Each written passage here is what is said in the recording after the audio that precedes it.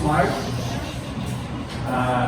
Just briefly about myself, I was a professional tennis player, then I started my career in finance, spent about 5 years, mostly investing in emerging markets, but I always had the entrepreneurial ambition, so I started my first startup about 3 years ago in the fintech space. We built essentially an Islamic digital bank in Central Asia, and then, but then like my biggest passions for the last, say, 5-6 years were Bitcoin and essentially building parallel societies, network states. So this is the project I'm working on now.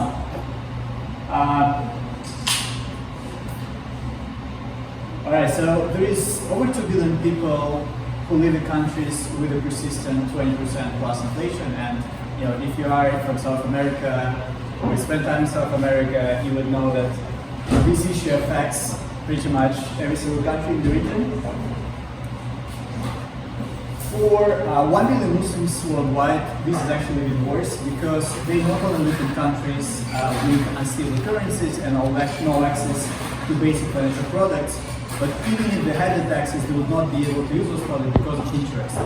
So I assume you guys don't know too much about Islamic finance, but like, the way I look at Islamic finance is really, it's not really a religious thing. I'm not a Muslim myself, but Islamic finance is just a fair finance, right? So Islamic finance, it's all about risk sharing. Like, you cannot create money out of nothing. It's all about real assets. So it's all about ethical finance, really. And obviously, as we operate, as we live in the fiat system, which is interest-based, where the money paid out of nothing, you cannot really have true Islamic finance, when the money is paid. So, what if you could build an alternative financial system that's not based on interest? So, how would it look like? The way I look at it is like, I see 3 big trends that will affect the next 20, 30, 50 years. So one is, I believe we are at the end of a long-term sovereign debt cycle. So even though I don't necessarily believe that US dollar will collapse tomorrow, I think it will collapse in the next 20, 30 years, and it's just too much debt in the system, there is only one way out, which is money printing. There is no other way around it. And it's not just a US issue, it's just the issue of any fiat regime that exists.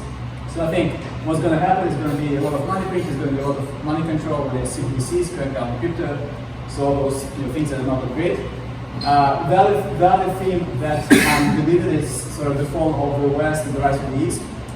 And when I say the East, I don't necessarily mean it in literal terms, but generally I'm just saying I believe in the fall of US-led world order. And I'm really bullish, not just on the Asia, MENA, but then also in South America. And I think that will have a major impact on the world in the next few decades. And the third thing is deflation, that is actually driven by technology, which is sort of a combination of AI, leading to all kinds of improvements in terms of productivity. Work with Bitcoin, it's energy, cheaper source of energy. So in theory, if we didn't live in the fiat world, we should be seeing deflation. There should not be actually any inflation, the prices should be falling, which is obviously not the case. The prices for the things that actually matter have been rising.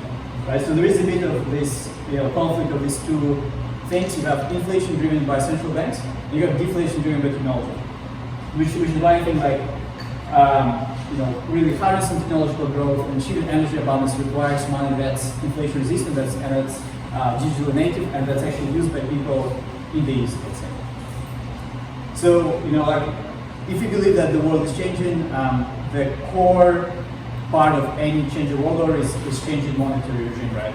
So, we've had gold standard for decades, and we had, fake money standard for the last 50 years. And so what's going to come next? So in the last 15 years or so, we obviously had Bitcoin emerge as probably the most inflation resistant, truly interest-free money, basically proof of work that cannot be created out of thin air.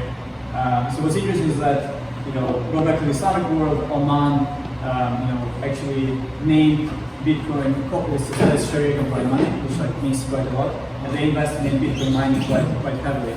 So Bitcoin is a great thing. Obviously, the only issue is that it's still like volatile, and people, developing countries who live paycheck to paycheck, they need dollars, right? They need Bitcoin. Stablecoins have emerged as well, which is a great thing. They have really served as a lifeline for individuals, in places like Lebanon, Pakistan, Argentina. Like Tether is having probably more impact than Bitcoin in these markets. So that's a great thing. The bad thing is still there are no interest-free, inflation-resistant savings products that are essentially tailored to everyday people,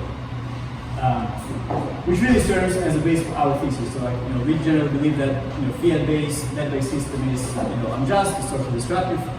And our mission is really to democratize access to financial products that are inflation-resistant, that are interest-free. And the way we do it, we essentially build a community around this whole idea of interest-free society with the goal to build an interest-free network state. And we do that in three phases. The phase one is building community. In parallel, we are building essentially a one-stop shop for inflation-resistant interest-free finance. And eventually, we wanted to have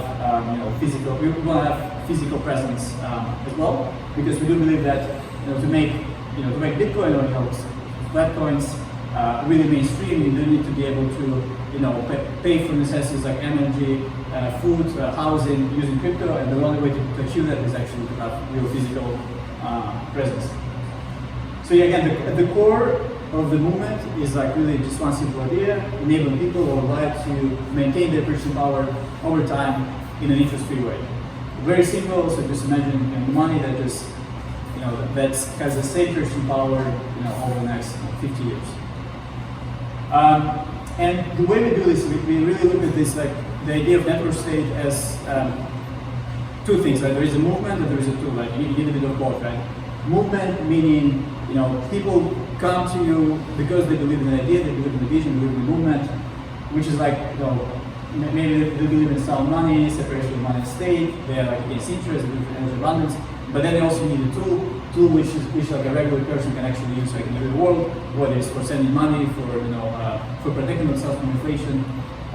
So I think we think that building network state is really basically building both at the same time. In terms of the tool, for us it really consists of three elements.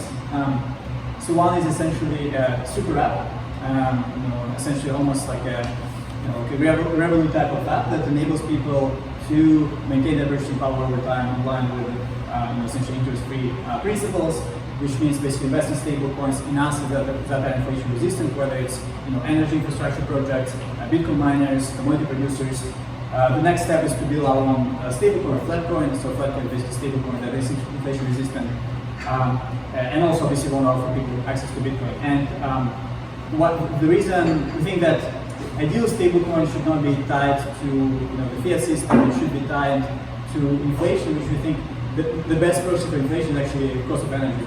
Because energy is really the only thing that's truly scarce that you cannot just create more of, it cannot be it cannot really be manipulated. So our bigger vision is basically to build a stablecoin that back to the cost of energy over time. And the way we look at this, so there is an app with all those products, there is a flat coin, and then there is essentially a foundation, almost like a sovereign fund that manages the stablecoin, the flat coin reserves for the network state benefits. So yeah, we've been working this for 6 months now. We already build a pipeline of deals, which we find quite interesting. It's like we have Bitcoin miners, some of them are vertically integrated Bitcoin miners in Central Asia, in South America. We have some commodity producers, some energy infrastructure projects. So again, all the assets we think are really inflation resistant. And we have already attracted some liquidity for the first couple of deals. And so what's the long-term vision? There are obviously many reasons why this could fail, right? But then if you think, what if it succeeds?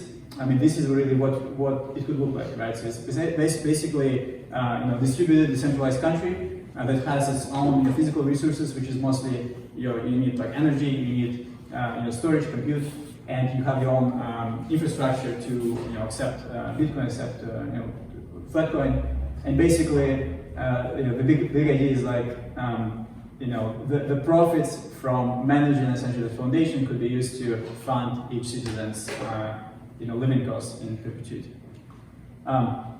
And yeah, this is our team. So I'm a second-time founder. My co-founder, one of them, had a few exits before. We've been, in this space for quite some time. We have a strong team of advisors as well. So yeah, and yeah, now we just started fundraising. Actually, we are raising essentially $1 million pre-seed round using standard versus stake. And yeah, feel free to connect with me if you see any synergies, you want to learn more. We have a Telegram chat, Umma Finance chat. We also have Twitter. Connect with me, and yeah, happy to answer any questions.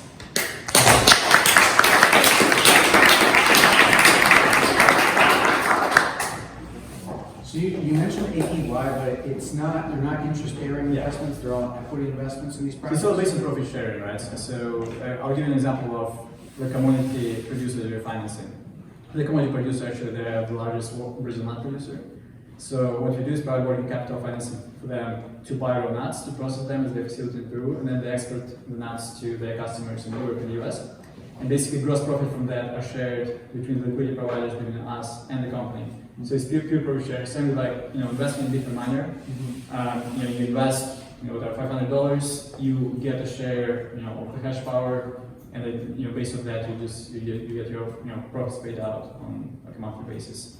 So it's all there is a different APY is basically it's yield, right? But it's not fixed interest. Like in Islamic finance, you cannot promise fixed yield because basically investor. The lender has to have a skin in the game. The lender cannot make any money unless the investor makes money.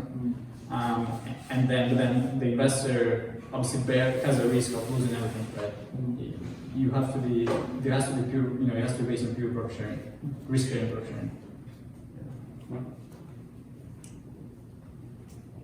Thank you, Mark.